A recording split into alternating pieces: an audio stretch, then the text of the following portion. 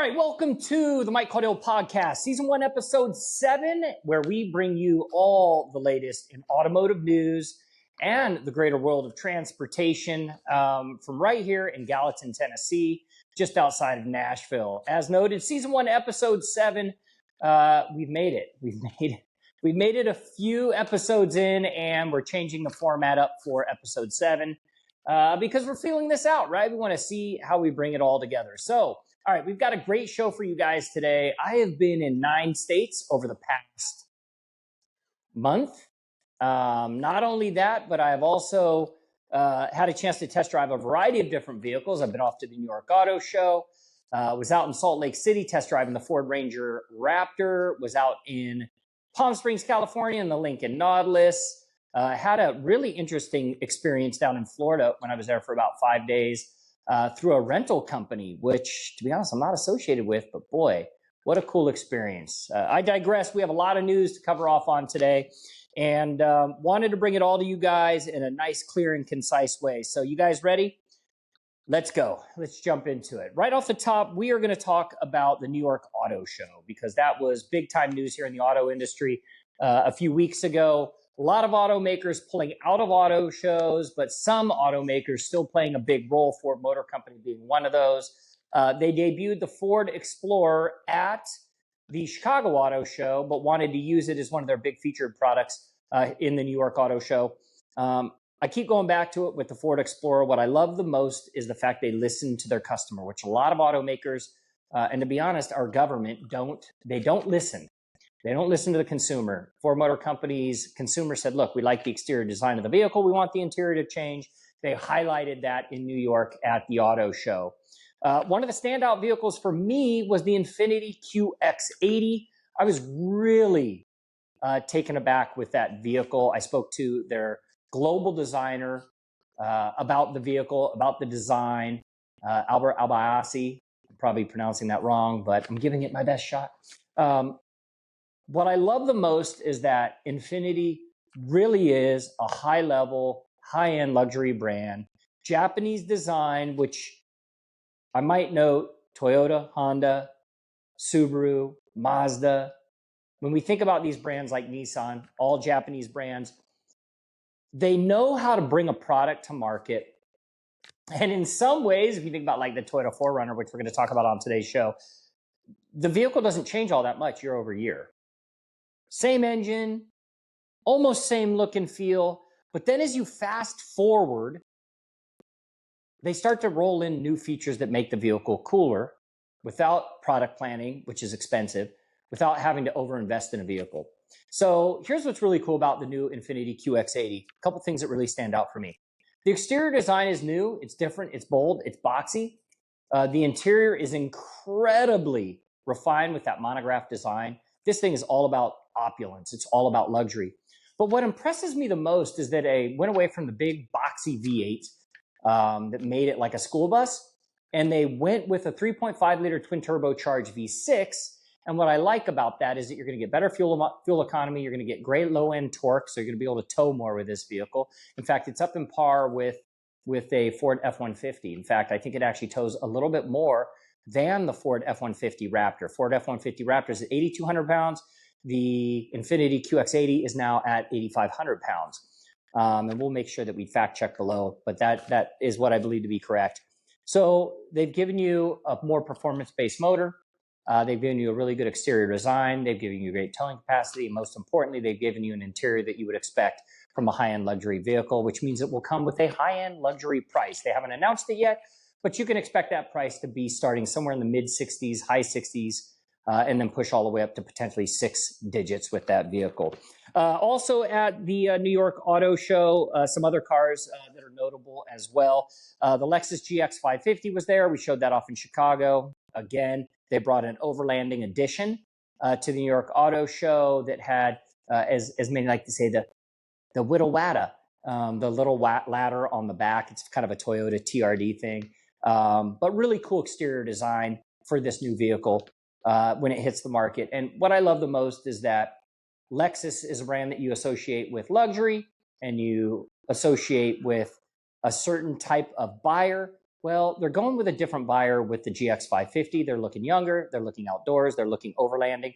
And at starting price of $64,000, you're not going to be able to really beat what Lexus is giving you with that vehicle. And then let's talk about Genesis.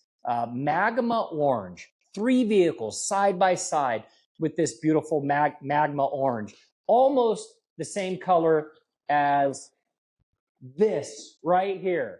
Magma Orange. Imagine 3 full-size cars with this beautiful color on it. They did this with a concept high-performance car. They did this with their GV80 SUV, and they did it with their GV60, their sedan. So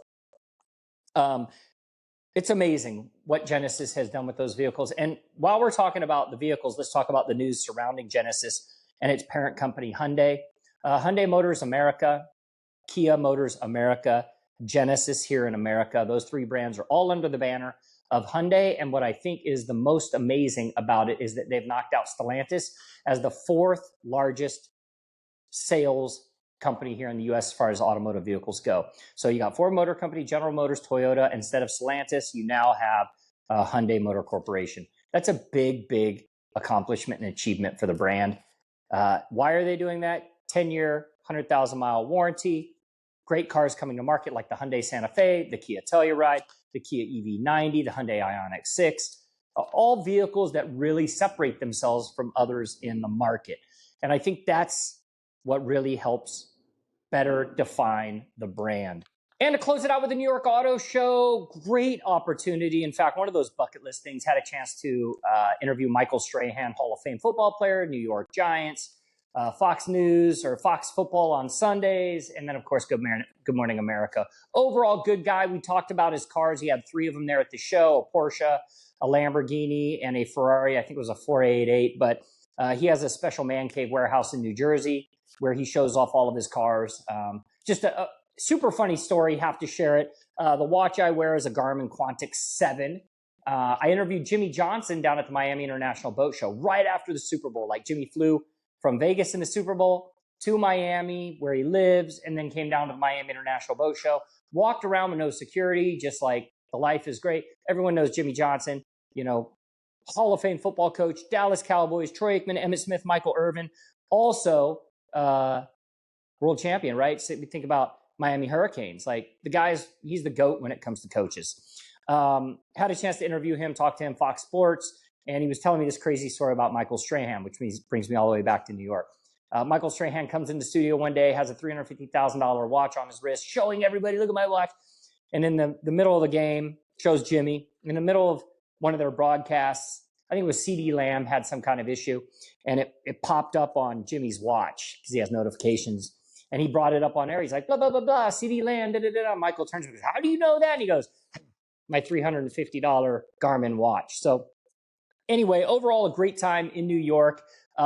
Before I jump off New York, as we talk about automotive news and things happening in the automotive world, just a quick thing about New York and food. I love the food of New York, man. I went to the West Side Steakhouse, had a great meal, went to my favorite Japanese ramen house, Saputo.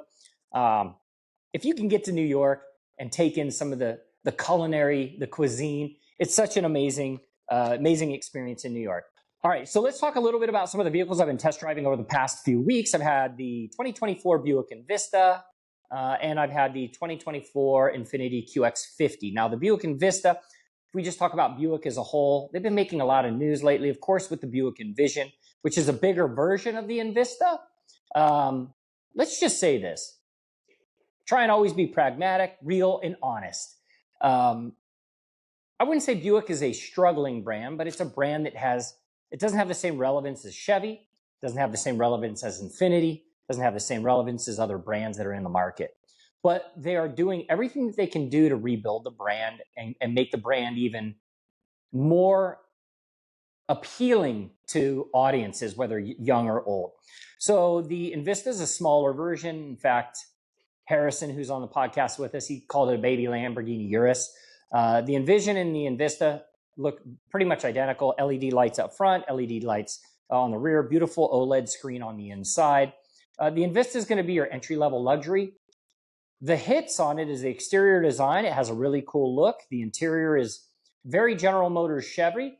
So I would still call it entry-level luxury, but my favorite part is the price. It starts under $30,000. So if you're in the market for a vehicle, you want something that has entry-level luxury, you don't want to pay the price point of a different brand, then you should look at the Buick. It's going to appeal to younger and older audiences. It's really going to slice a big variety or a big demographic, which leads me to the Infiniti QX50. I remember debuting this vehicle, I want to say 4 or 5 years ago, if my memory serves me. We were in Orange County, California. It was just coming out for the first time. We had it on as this beautiful, beautiful candy apple red. And I remember looking at the exterior design as a crossover going, man, this is a really cool looking vehicle. You fast forward now today, the QX50 has not changed all that much. That's okay. It's okay because you're getting an entry-level vehicle in the luxury category, and I want to separate that from Buick. It's kind of taking it to the next level. You're getting a luxury vehicle from Nissan, which is obviously associated with Infiniti, for north of $40,000, right? So you're getting a great vehicle for $40,000. I think that's awesome. You're getting an interior that is so refined, so luxurious, so beautiful on the inside of this thing, and you're getting it at a price point that makes sense. Heated and cooling seats, Apple CarPlay, Android Auto, a screen that is nice and big, but it's not overwhelming like a lot of other vehicles in the market, and tons of safety technology, again, for a price point that makes sense. I truly enjoyed driving the Invista, and I also enjoyed driving the QX50, and both of them for different reasons. I use the word luxury interjectedly. I use the word interspersely. I use the word kind of between the two, but one is definitely on the entry-level side, and one is more on the mid to higher level side with the Infiniti QX50. And both of them with a price under 30 and a price near 40, you're looking at a good vehicle. All right, so another vehicle I want to throw into the mix is on the newsworthy side. Toyota just took the covers off its 2025 Toyota 4Runner. Just before the holidays, 2023 into 2024, they took the covers off the new Toyota Tacoma. So we knew that they were going to go one of two ways with the exterior design of the brand new 4Runner. And I'm going to try and keep it short. I'm going to focus on the hits and the misses of this vehicle. Of course, if you're following my social media pages at It's Mike Caudill, I did a ton of coverage of the Toyota 4Runner with all the tease videos leading up to it and then the actual debut of the vehicle itself.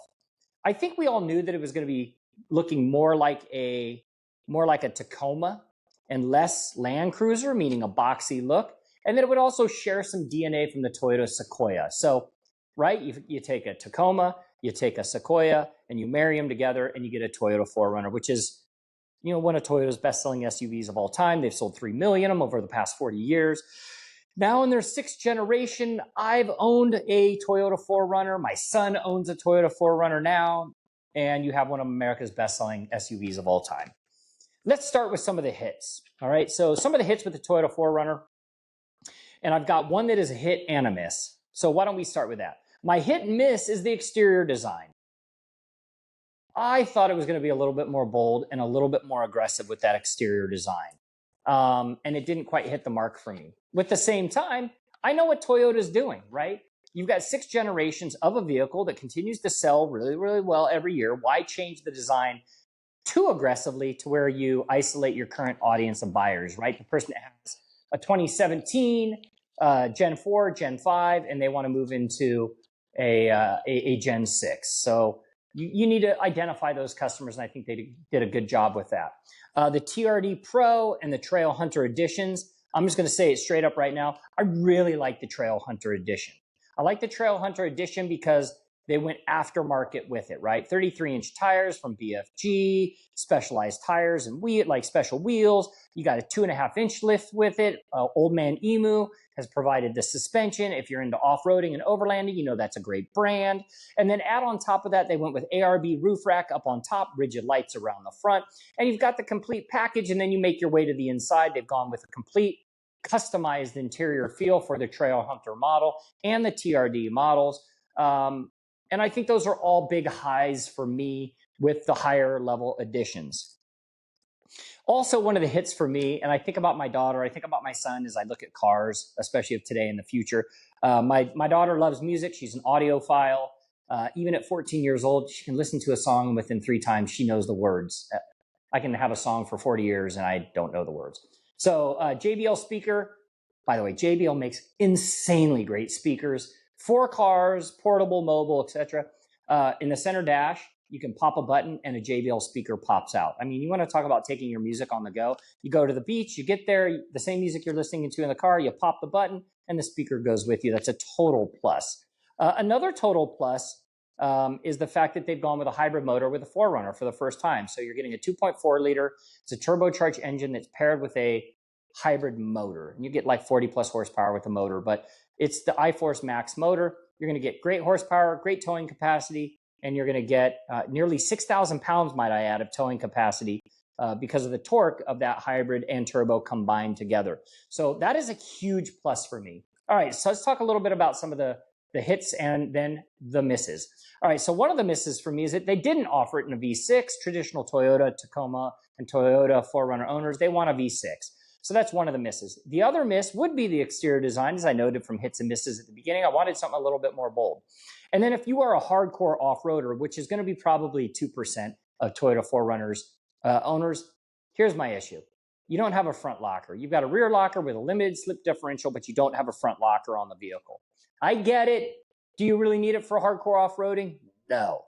But if you want to do rock crawling, do you need it? Absolutely. So I think the reason I bring that up is that that leads me to my other miss, but it's not, because it's something that consumers are used to, and that's going to be pricing. So a 2024 starts just north of $40,000 for a 4Runner. Expect the new one to start a little bit more or higher than that. But then as you get into your trim levels, right, you get into Platinum, you get into Trail Hunter, you get into TRD and then TRD Pro, you're going to be looking at price points that are in that $50,000 range or north of that for some of these higher end trims. And so if you can buy a Ford Bronco, 4-door, $61,000, $58,000, and it comes with a front locker, a rear locker, I expect those things with a Toyota 4Runner. Now, you do get the push button electronically controlled sway bar disconnect, which is great. You get the rock crawl, hill descent, rock crawl mode. You get those things, and I expect those things in it. I just think adding a front locking differential is something that would be important for me. And then I mentioned it at the beginning, a few minutes ago, was the price. So if we think about pricing for the Toyota 4Runner, it's going to be a vehicle. It's going to be pricey. So you'll top out probably in the 70s with a fully loaded 4Runner. I don't want to say 80s. I'm afraid to. And so if you take a Toyota Land Cruiser, you take a Lexus GX 550, starting price $64,000, you're going to want to take a look at some of those other vehicles based on the price as it relates to the Toyota 4Runner. All right, you guys ready for this? We are going to jump into some other news. Again, thank you for taking a few minutes to watch Mike Caudill podcast as we rip through some of the news. And if you're not following me, it's like that station identification.